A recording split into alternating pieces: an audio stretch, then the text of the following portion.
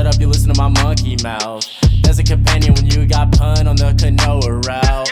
Hopped in a portal and got in a fight, Elias knocked him out. Bow, Naruto fighting style. Bow, UFC he tapped out. Bow, we win, we get crowned. Monkey mouth, monkey mouth, monkey mouth, monkey mouth. Alright then, Portal Boys be podcasting. This is Joshua. This is Elias. What's up, my Globe Globs? On this episode, we're going to be covering episode 2, episode 7 of Rick and Morty, entitled Big Trouble in Little Sanchez. And this is a fun episode. I loved it. Every bit of it. Tiny Rick. Tiny Rick's the best. I think he even changed up Wubba Lubba Dub Dub for this, right? Yeah, we got to see Operation Phoenix, which is something that comes back around. We see Operation Phoenix come up again in the future. Yeah, because he scrapped it, and then I think whenever they're going through fascist dictatorships. Yeah, so he keeps accidentally at some point in the future plugging into other Ricks. Yeah. And then also, whenever Evil Morty's taking out the Citadel, they all pretty much go into their Operation Phoenix, and he's got them hooked up to blenders. So, like, shit gets crazy with Operation Phoenix. Yeah, Operation Phoenix. Shit gets crazy with Operation Phoenix. I think the one of the better things that came, like, I don't think it's Operation Phoenix, but it's not in this episode. It's the distinctive clicks whenever he tells them to turn on the light. And he's got the guys in pods. I can't wait to get to that one. I hate to digress, but it's okay. Digression is the best. But so on this episode, it basically starts out in traditional Rick and Morty fashion, where they're doing a family breakfast. Breakfast, yes. And Summer is asking Rick if she can, the teacher dies. One of the teachers, because he's like, basically Jerry's like, how's everything going at school, guys? And they're like, well, nothing much. And it's like, a teacher died. She had two puncture holes in her neck, and they're like, so Summer's in like freaked out because she's like, so vampires exist, and he's like, yeah, only they've been telling us that for hundreds of years. Yeah, like, who would have thought, except for all of humanity for the last several hundred years? Yeah, exactly. It's great. I love that. Are you a vampire fan at all? I mean, it can Blade it can be cool. It can be bad. It's one of those. I'm a big Blade fan. I'm not a big Twilight fan. Yeah, it's that equal balance, right? Yeah, it really depends on how it's being portrayed. Yeah, so you're into tough vampires, not sparkly ones. No. Yeah. Well, I mean, you can be sparkly. It's just I don't want you to be a 300-year-old pedophile trying to fuck high school girls. You know what I'm saying? Yeah, I get it. Bruh, that is not half your age plus 7 at all, bro. The old rule, right? You're not even getting close to that, homeboy. Not even close. And so, so he's so essentially we have a blowout at the breakfast table because I guess Beth isn't taking into consideration what Jerry's saying, but Jerry's also not paying attention to the whole conversation. Yeah, basically, Beth is giving him shit about him not paying attention to the conversation, and and Jerry's giving Beth shit about not paying attention to him at all, and it's just like, oh, you're a victim, and it all just gets really it's so great. And he's like, oh, the perpetual victim, it's so great. Yeah, it's some nasty shit to be having to deal with at breakfast, and Rick has enough, and he's like, look, either fucking fix your marriage or fucking get a divorce. And but this real awkward silence at the table. And then I just love that. I love that Morty comes in with do you think they'll get a divorce? And the cynicism of Summer is like, well, we can wish. It's I don't think it's bad to dream. I don't think it's bad to dream. Yeah, it's exactly. It's so great. The first child syndrome, right? She's the dream breaker. Yeah, she's like, fuck this. I'm done with these. You guys are full of shit. She's gonna go to Arizona and sell turquoise, or New Mexico, or whatever. Somewhere in the Midwest. Yeah, and then so turquoise. Yeah, it's so great. I love that the moment that Jerry and Beth both quasi agree, Rick just gets up and grabs them both by the arm and is like, let's go. Yeah. Now, go. No time for clothes, let's just get out. Yeah, you don't need to pack. Yeah. And as he's taking them there, they're in the back Jerry's like, I know, I'm willing to do whatever it takes. Yeah, and she's clearly implying that I'm not. Yeah, Beth is not having any of this conversation. And they're both just being so coy and stupid one another, and Rick is so that close finger to over the button. Have you seen the movie Heavy Metal? Yeah. So remember the taxi? How if they tried to rob him, he'd hit that button and it would it would melt them. Yeah, it would open up this light, and it would just the lock. It exposed them directly to the locknar, and it just turned them into pus. And that's what I imagine Rick has. I imagine that Rick literally has the locknar in his car just for the sake of purging his passengers when he feels so. I love that, like, man, there's like a handful of people that can respect heavy metal. Like, I don't think enough people got exposure to it. It's Canadian. It's amazing. I think that one of them is actually voiced by John Candy, which is amazing. Like one of the big characters. Yeah. And like when you're like 9 or 7 years old watching it, and you see the aliens doing lines of coke off of the ship floor, and you don't know what it is, it's just hilarious. Bro, those two drug addict fucking aliens doing the copious amounts of drugs off of the fucking floor. It's hilarious, man. You just don't know what it is because you're like a child. And bro, heavy metal, like it was fun as a kid. It was fun as a teenager. It was fun as a young adult, and it's fun as an old man. It really great. Like, it's just classic. It just aged like fine wine. And there's just something great about when he's playing with like that heavy metal ball in the courtroom scene. Yeah, the Locknard. Yeah, the Locknard. He's playing with it in court, and it's just slowly changing his whole structure. You know, he's like he's like trying to get them all. You know, they're trying to like galactic rapists or something off. He's up there trying to be like a paid for person to get them off the hook, and like he just slowly fucking hulks out and comes unglued and like destroys the whole ship. He goes from completely meek, timid Jerry to like ultra gorilla. Yeah, ultra gorilla to basically Beth's idea of the perfect Jerry. So if you haven't seen heavy metal, I highly recommend going and watching it. I'm certain that your preferred illegal streaming site will have a copy of it. Check it out. It's from like the / your preferred. Yeah, it's like the late 80s, early 90s. Go where to stream heavy metal Reddit. Yeah. And into Google, and it's going to give you a fucking answer, I promise. It's great. So we have the like you said, so we have basically Rick just yeeting them onto the platform and going directly back home to talk to basically just I think it starts back in and it transitions back in with them at school, right? Yeah, and while everything's going on at school, therapy starts with them basically sitting Jerry down. Yeah. They plop a mechanism on his head. This is the best part, right? Yeah. Because it's like she's literally like kind of reading him still kind of being very rude to him. She's being ugly to him as he's having his brain scanned. Yeah, and so she what comes out is basically the xenomorph. Yeah, the xenomorph brute mode. Yeah. So it's really amazing. They did such a great job. I think it's got like 6 boobs, 6 tits, and like this like ridiculous she's a head. Scary ass monster, bro. It's a really scary ass and monster. She's like, you don't think like that. You don't think of me like that. Take it back.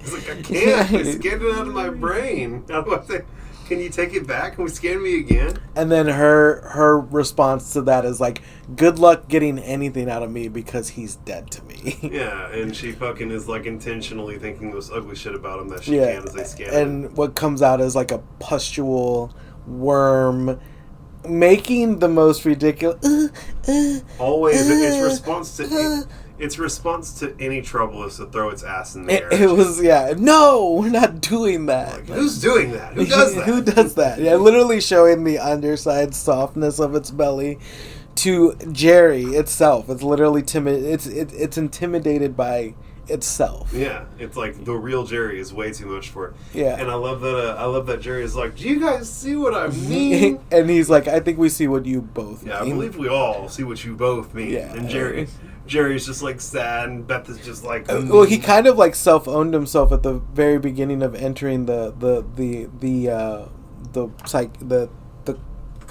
couple's retreat, because she's like.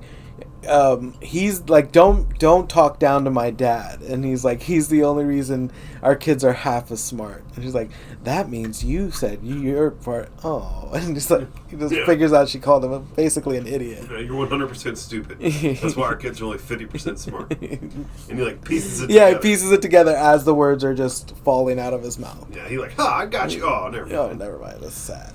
I love that as the couples therapists are like showing off all of these dysfunctional mythologue couples, it sidetracks over to the side and shows us that that basically the monster Beth has bossed the worm Jerry into sneaking over into her side of the cage. Yeah, she's like beckoning it over, and since it's so malleable and weak, it can literally cut through the lines of the like shock. Yeah, it's like, and the funny thing is that it's like an octopus. Yeah, it has no bones. And for some reason, Jerry tests the waters right away. It touches the fence, like it literally has no concept of danger. In the sense of like it does, but it doesn't. It's constantly scared, but it's still testing boundaries because it had to touch the fence, even though it clearly represented as something dangerous. It still felt it was necessary to stupid enough to go touch that fence. To go touch the fence, and then it was able to manipulate itself through the fence. And Beth knowing in itself that since it's dark, its blood clearly has to be. Well, I think she just tried something on the fly. Yeah, she's like, right. Let's see. And like the moment she realized that she could paint him black, she gets like this evil look on her face.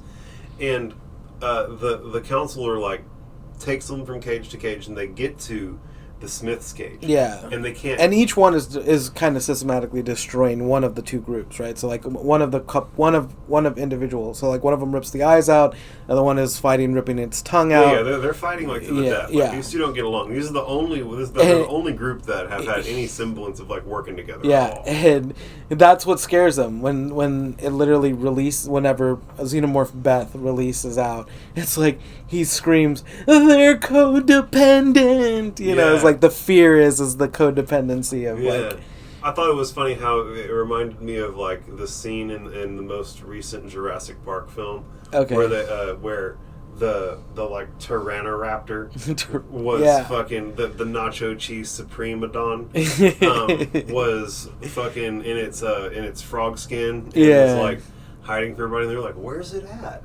I'm a dude in a cage with like the most dangerous thing imaginable, and like this is somehow a good idea, and I walked in and left the door open. Like, what the fuck are you thinking? Like, literally, dude, you don't walk into a cage with these hellaciously monstrous mythologs and leave the door open while you're checking to see if they're actually still in there or not. Like, this is like come on, man, that's what you do. Talk about taking a 30-second like person, BD Wong. I think he's like in the first movie for like all of 30 seconds, and then making him the entire crux of being the bad guy.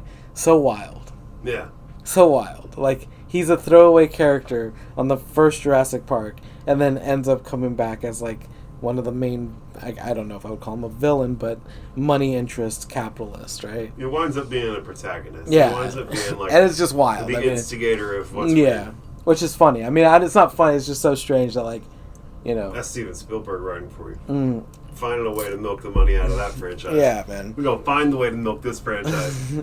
As literally everything that the character was talking about, it becoming a monster and putting a label on it, is literally what Jurassic Park became. Jurassic Park the movie became, and on top of that, the whole book was written as an anti-capitalist film, only to be fed into this capitalist structure, which is hilarious in nature. Yeah, it's like I'm gonna write a book about that's meant to highlight the shortcomings and inbuilt flaws of capitalism. Yeah. Now let's take the idea and scrunch it through the meat press that is capitalism and see what comes out of it. You know what comes out of it? A shit ton of toys and 10 movies. I'll tell you what, bro. Honestly, the first movie I ever remember seeing in theaters was Jurassic Park. Like, it was a big deal for me. The T-Rex literally belts out that horrible elephant and like 3 other animals scrunched together noise.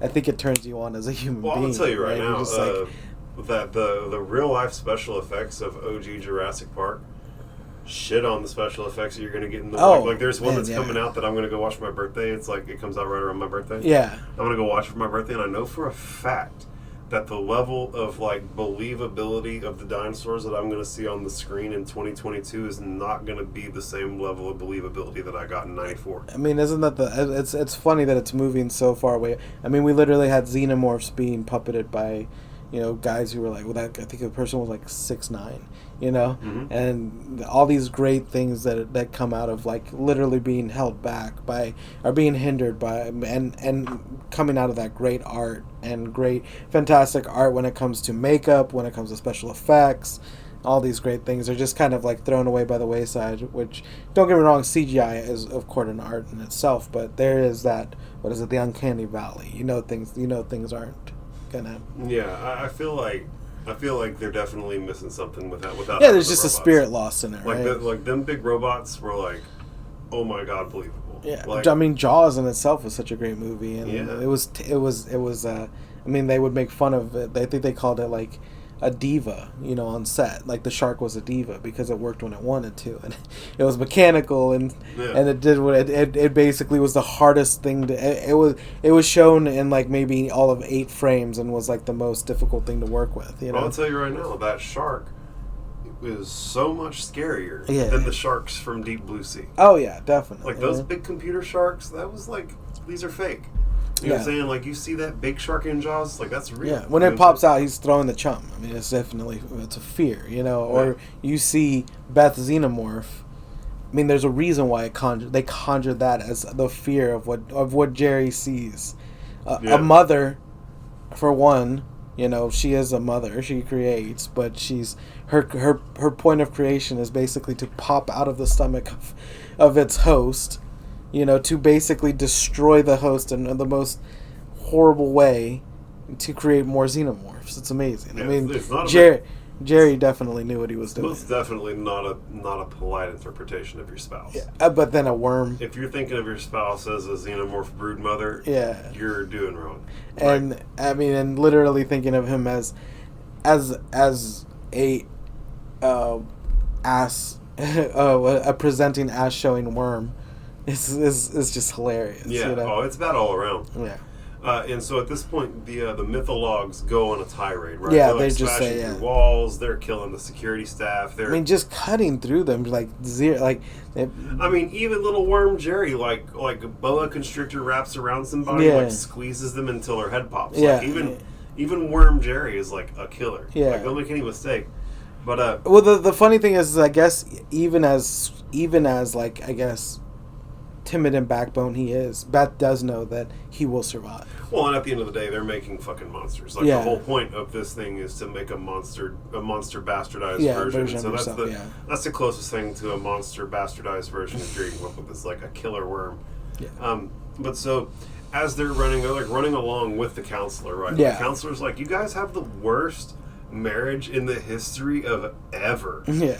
And this gives Jerry and Beth, they become indignant. Yeah, they get like a common enemy, and they're like, "Well, it's just bad fare." Yeah, it's just bad. And they both like kind of like turn their nose the buck. up, and like you can tell, like that's like they come together in that moment. They pass the buck, and they blame the only person who was there to literally tie the marriage back together as the common enemy. I also think it's funny that one of my favorite scenes in the whole episode is when they're running and they like get to the evacuation site and they yell from the chopper, "We'll have room for one more." He's like, "It's okay. I'm a therapist. I'll go and talk to him." Yeah. And as he runs up, he's like, "I'm a therapist. They're not therapists. Fuck them." Yeah. And they just.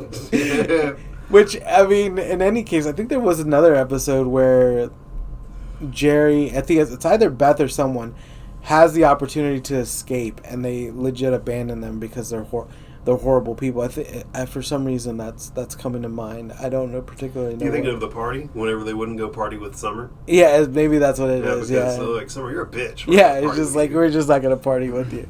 But basically, they get left by the evacuation team, and Jerry finds a panel, and he's like, "Look, I love that panel." She's looking at the map, and she's literally trying to tear a door open, and here's Jerry. He's like, "Hey, look at what this is. It's a panel small enough to fit one of us. Maybe you can find a panel."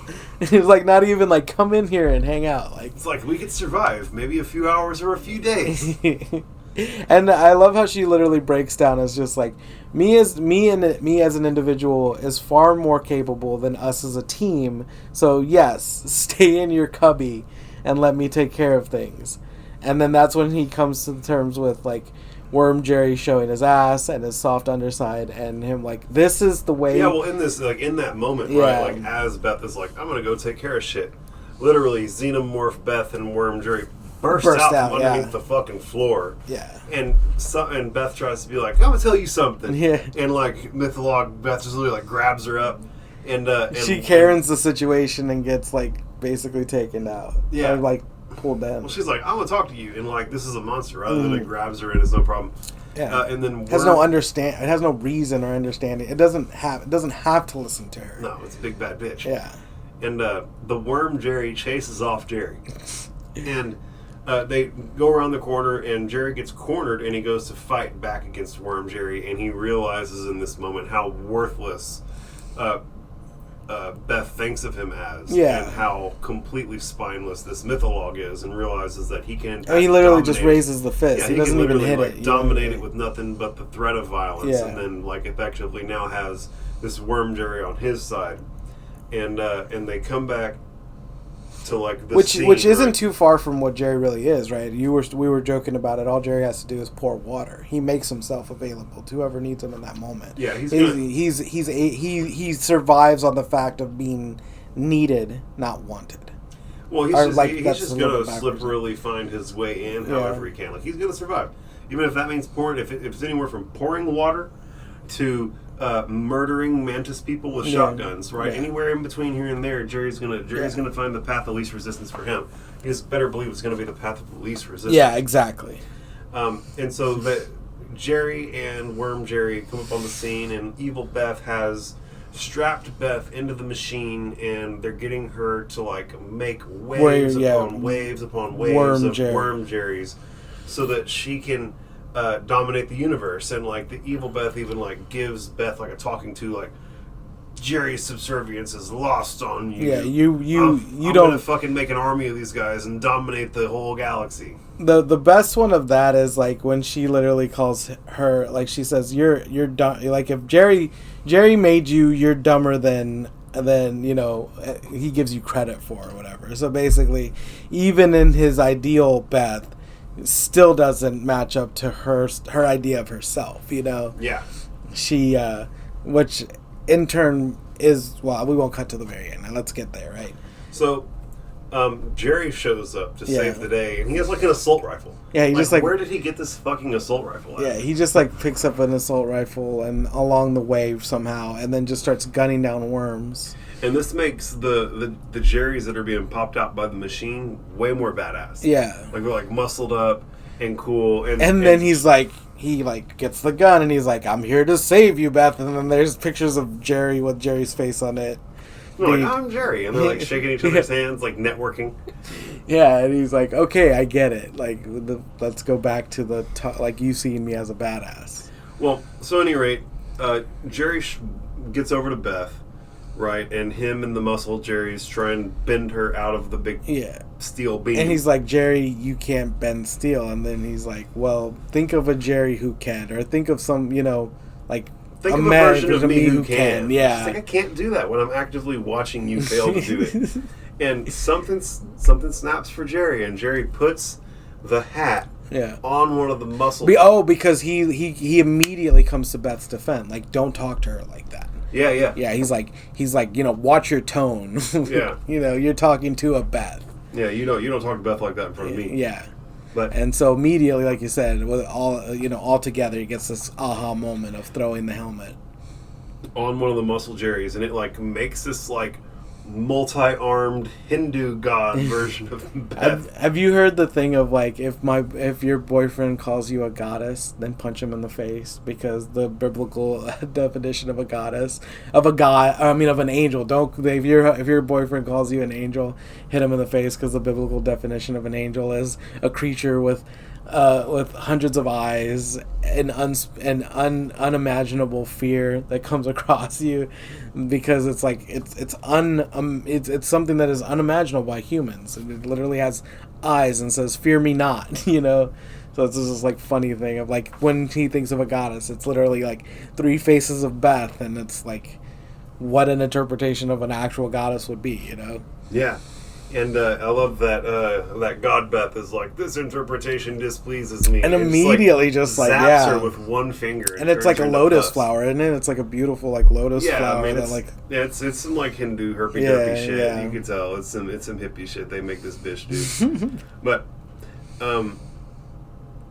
this effectively saves the day, right? Yeah, like the mythologues are both dead. There's only like the relatively docile versions of Jerry running around, and they're sitting there and they like are talking about the prospect of their relationship, and they basically agree to like stay together for the kids again. Yeah, at least until Morty graduates high school. Yeah. And while all of this is going on, right, we have one of the most iconic things that's ever happened in Rick and Morty happen. We get Tiny Rick. Tiny Rick. And what is his catchphrase instead of Wubba Lubba Dub Dub? It's like Wubba Lubba Noop Nop something like that, yeah. And he's like he's enthusiastic. He loves his grandkids. He's actually like he doesn't really apologize to Summer, but he definitely says that since he blew her off, he was like, no, let's see where this takes me. Like, it was like, I got some free time. Yo, went to school. I was at home alone. I thought about how big a dick I was, and I was like, fuck, I got nothing else going on. I can go help my grandkids. Yeah.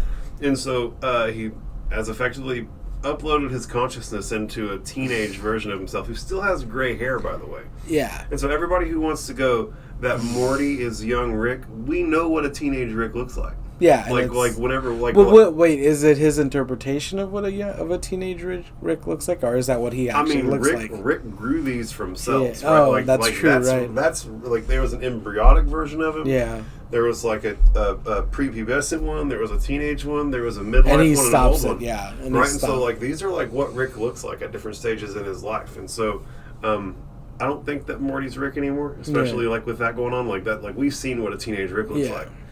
He doesn't have the same head. Like it's a different character. But and so he essentially like goes up to like Uber Chad, popular, the most popular guy in high school, and of course Summer's swooning over him, and he's like, hey, he goes.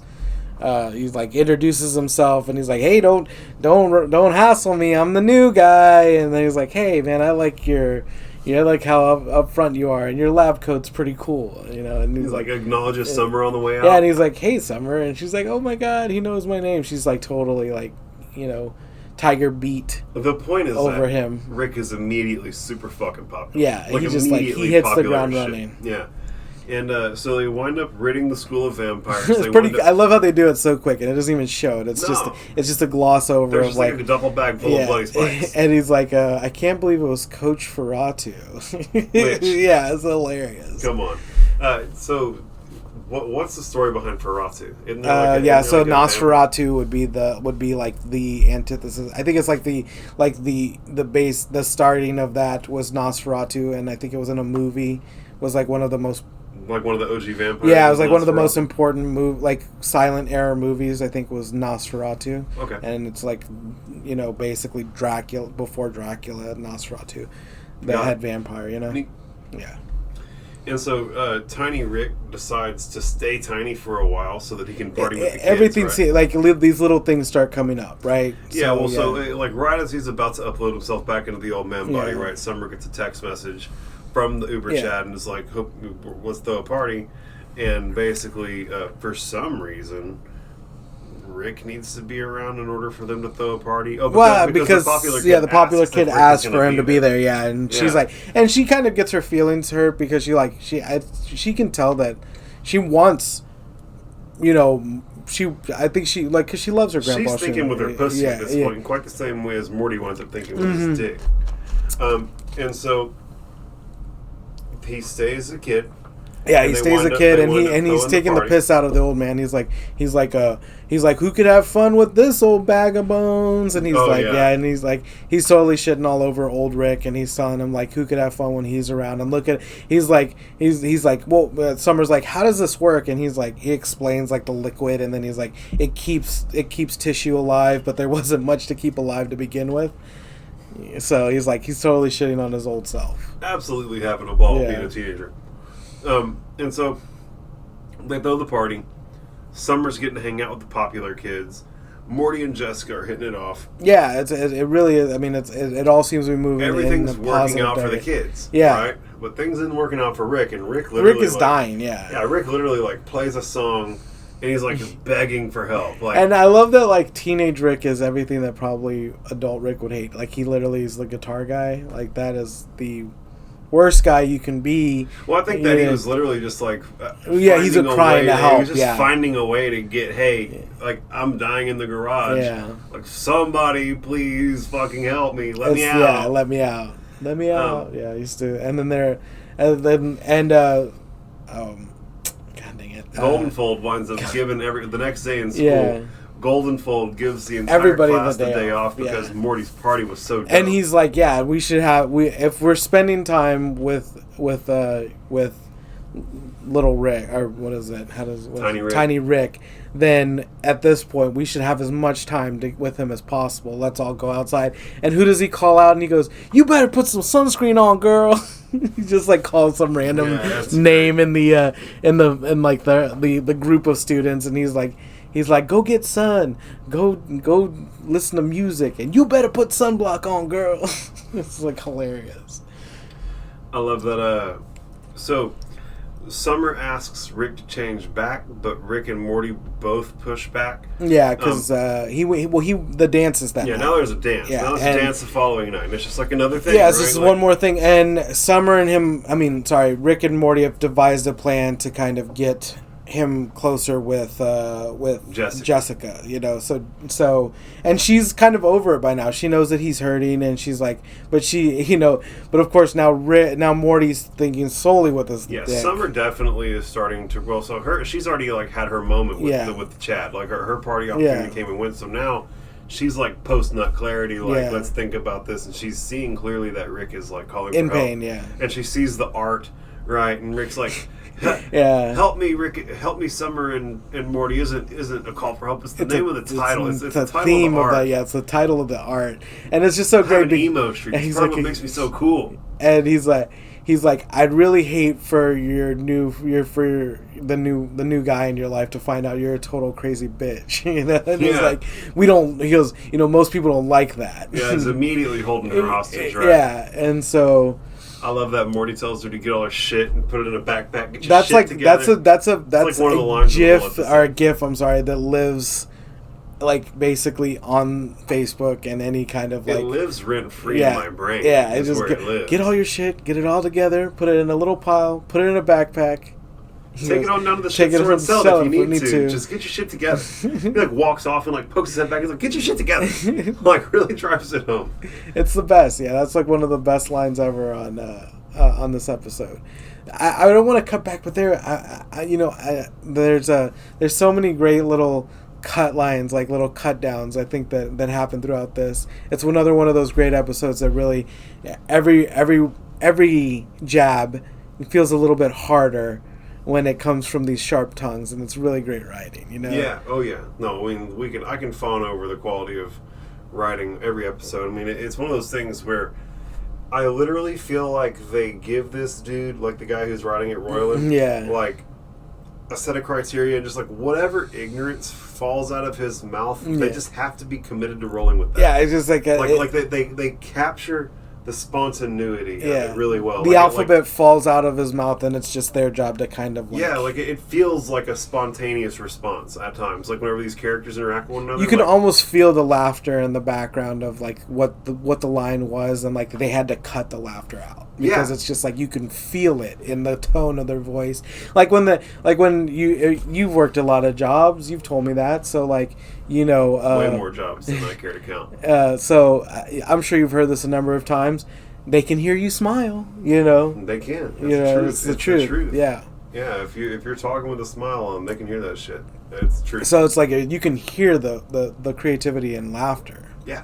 Absolutely. You can hear that it's a fun, spontaneous environment where they're producing this. And so from here we're getting closer to the dance. We're at the dance. Yeah, we're at the dance. And Summer Summer is like basically, like you said, it's post-nut clarity. He's like, she's trying to like now coax Morty into helping her get Grandpa back. Yeah, well, so what happens is they get to the party and Rick does his Let Me Out dance, and Morty like starts to like really piece it together right then. Yeah. And right as he goes like, maybe I should help, Jessica goes, let's slow dance. Yeah. And is it just me, or is it the same t-shirt but collared?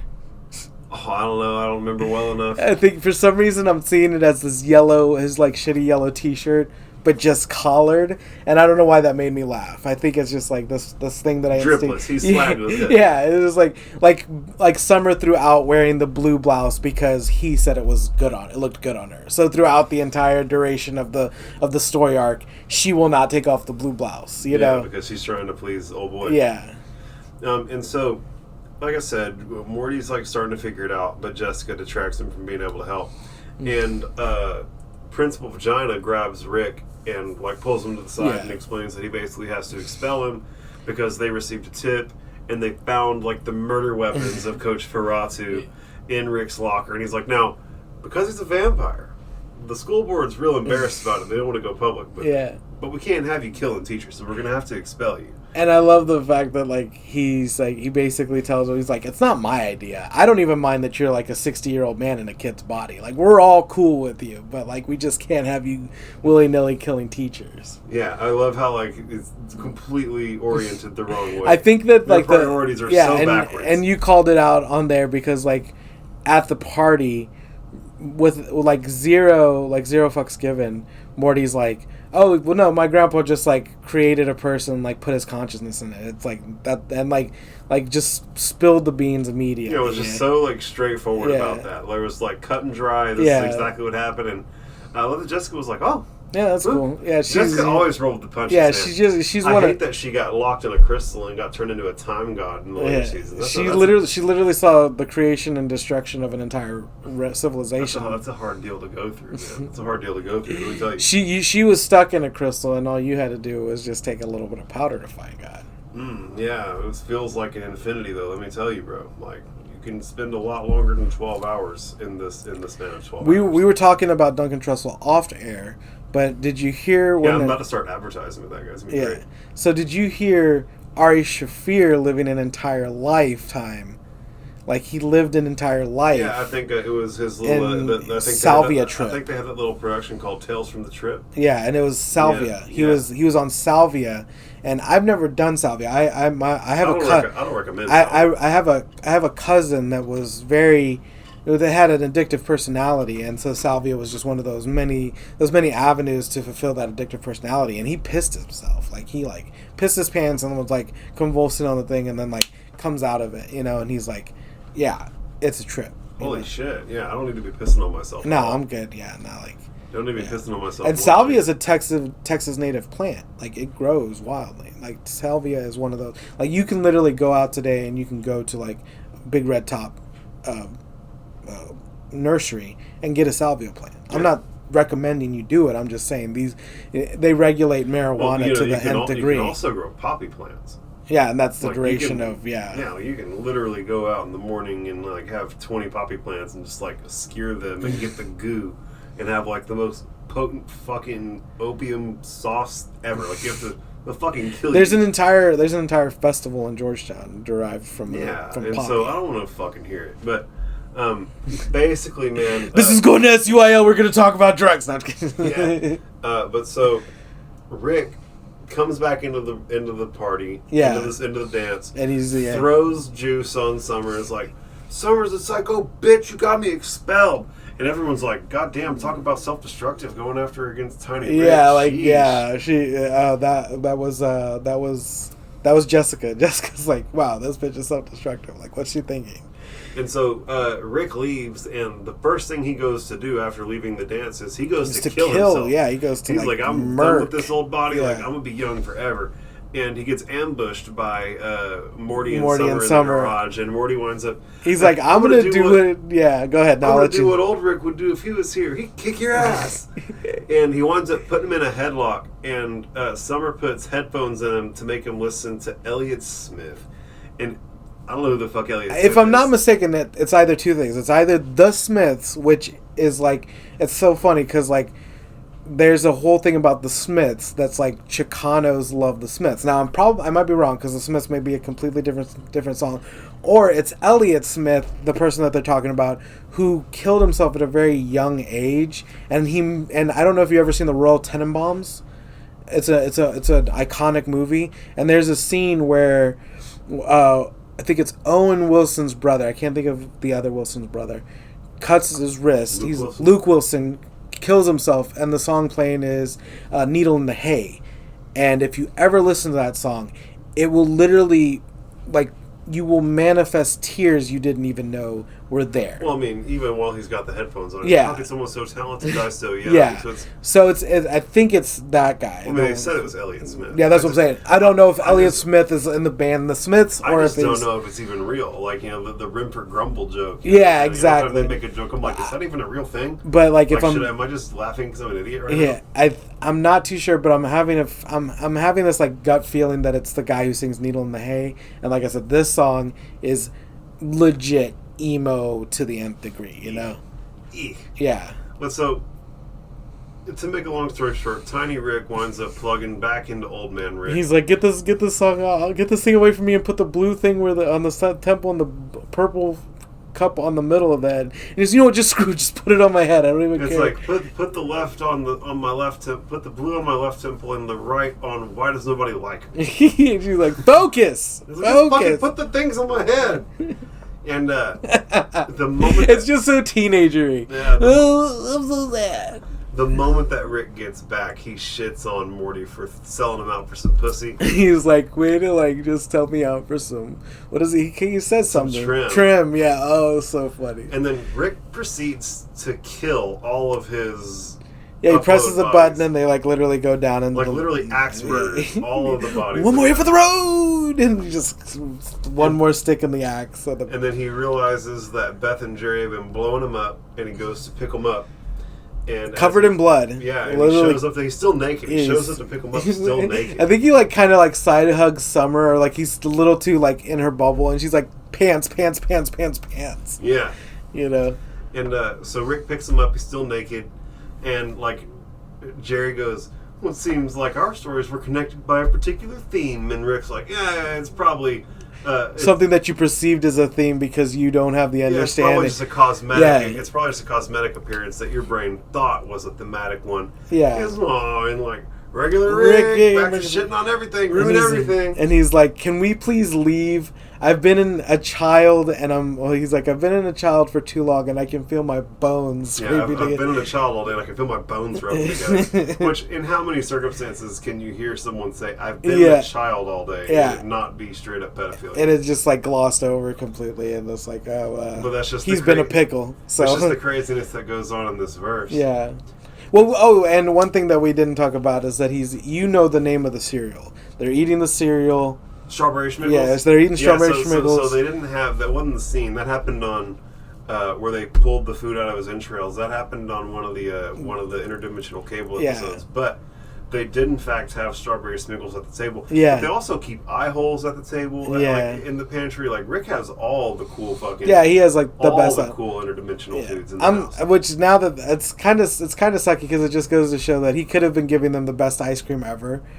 But he chose not to. He chose to just like he knows what to keep at like an arm's distance. Well, it's like, you know, you can't treat yourself if you have the best of the best all the time. Exactly. Like, we're going to go have a special day. We're going to visit a special universe and watch a special movie and eat the best ice cream. It's right. Like you get to make an event of it. Right. Like he's just living at that point. Yeah. He just. I mean, and so there's also that, and there was this really great like throwaway line where he basically talks shit about Jerry, but it's just like the so toss away line. I like I said, this is just a sharp. These last two episodes were just so sharp tongued in its nature. I just absolutely adore everything about the fact that they can do that, and just kind of like it can be just a toss away line, but it can cut so deep. You know. Oh, I mean, let's be frank. Like a lot of times, what's funny about this show isn't the situation. It isn't the premise. Yeah. It's like the shit talk that happens throughout. Yeah. Right, like the shit talk that they put each other through, and like the quips, like they're quips. Yeah. And like comebacks and like quick.